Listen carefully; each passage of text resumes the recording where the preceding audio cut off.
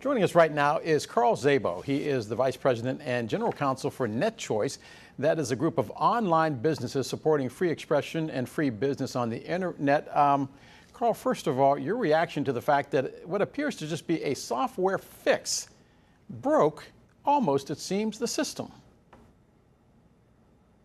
Yeah, if you ever, it is like pulling a thread on a sweater, right? You pull on it and the whole thing unravels. That's exactly what we're seeing here across the technological ecosystem. And ultimately, it comes from one simple thing. You don't put all your eggs in one basket. A lot of the country, a lot of the services, a lot of the world relies on one service provider, Microsoft, whose systems went down, and we saw this cascading effects. It's banks, it's airlines, it's just trying to buy your coffee you can't even do today. And what we need to do is use this as a wake-up call. We need to decrease our over-reliance on what is called a single point of failure. You wouldn't build your house on one piece of wood. You shouldn't build the entire technological ecosystem on one company. Yes, there will be failures, there will be data breaches, but ultimately, we need to make sure that we are diversified, just like we do with our 401ks, just like we do with everything else in our lives. We make sure we have backups, we make sure we have redundancies, and we make sure we have different service providers so that if one goes down, we got a backup. And that's what's missing here right now. Carl, we hear Congress for years now warning about relying too much on one big firm, be it Microsoft, be it Facebook, Meta, I guess, if you will, being also, if you think about it, Elon Musk. Are we relying too much on these multi-billion-dollar corporations or now multi-trillion-dollar corporations that literally hold the United States government hostage when it comes to issues like this? So it's kind of a complex issue. So first of all, when it comes to businesses, they are fully accountable, not just to us all, but to all their shareholders. Look at Crowdstrike right now. Their stock is way, way down. It's going to take them months, if not years, to recover from this reputational harm. Target's another example. Remember when they had a data breach a couple years ago? They lost billions of dollars because people voted with their feet. So what we need to do is use this as an opportunity to say, wait a minute, maybe we shouldn't put all of our eggs in the Microsoft basket. Maybe we should use services out there like Oracle or like Google Cloud or like Amazon AWS. At least diversify just like we would with a 401k. And so that's really what's at issue right now. And when you do that, you make sure that businesses compete and that any one business, when it fails, isn't your single point of failure. And similarly, it forces businesses to continuously up their game, make sure that they are providing us all with the best products, best services we can possibly get.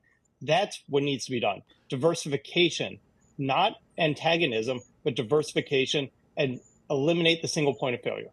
Carl, this morning I talked to a cybersecurity expert, and he said that what happened today could affect, for instance, our election system if it happened on election day.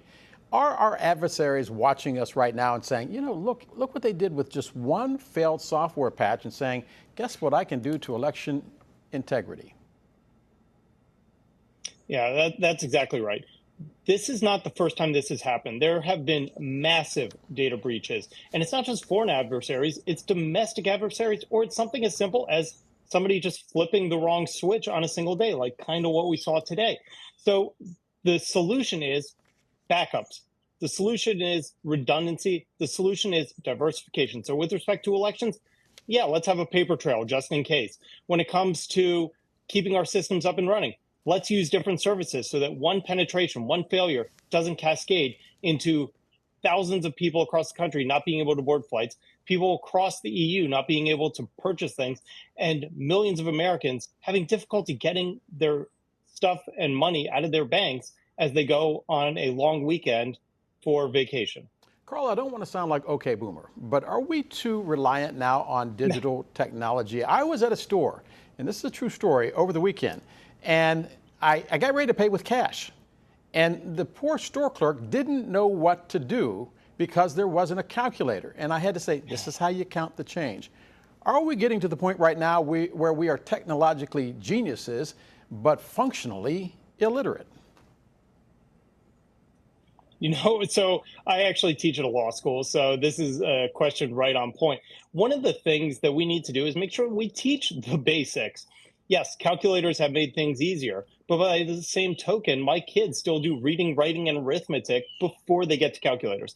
So, absolutely, we need to make sure that technology is not a crutch, but a tool.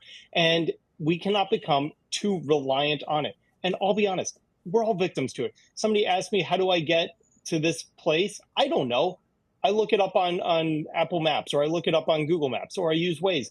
So, yes, we are very reliant, but by the same token, you're absolutely right. We do need to know the basics. So it's not a one or the other, but it's an all of the above approach where we need to teach anyone and everyone how to do basic math, like you saw at that store, and similarly, how to use technology to create the most complex and solve the biggest problems that we have today, like curing cancer. And we need to use both at the same time.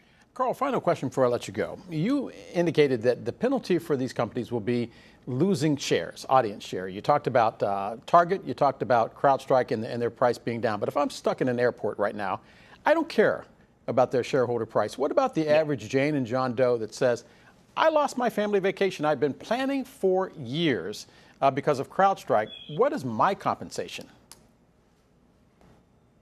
Yeah, it's really tough to quantify that. And I literally have colleagues who are trapped at an airport right now because of this breakdown. We all have family members who are stuck and can't get where they need to go. And we're going to see this on our supply chains. So it is an absolutely imperative question that we ask, how do we make good? But the more important question is, how do we prevent this from ever happening again? Because it's one thing to address today's problems, but we need to make sure that we learn from these problems and make sure that they don't become tomorrow's problems. Because as you pointed out, bad actors, foreign adversaries, and even just somebody hitting the wrong button with good intentions can take down something as significant as the airlines and the entire banking system for many parts of the world. We need to make sure that we have diversification, and we need to make sure that there's accountability. We do that by making sure that we don't have a single point of failure like we have right now with CrowdStrike and Microsoft. Carl Szabo, the Vice President General Counsel for NetChoice. Carl, you were talking about reading, writing, and arithmetic. I go back to when we called it ciphering, but that's a story for a different day. Thanks for being with us. Thank you.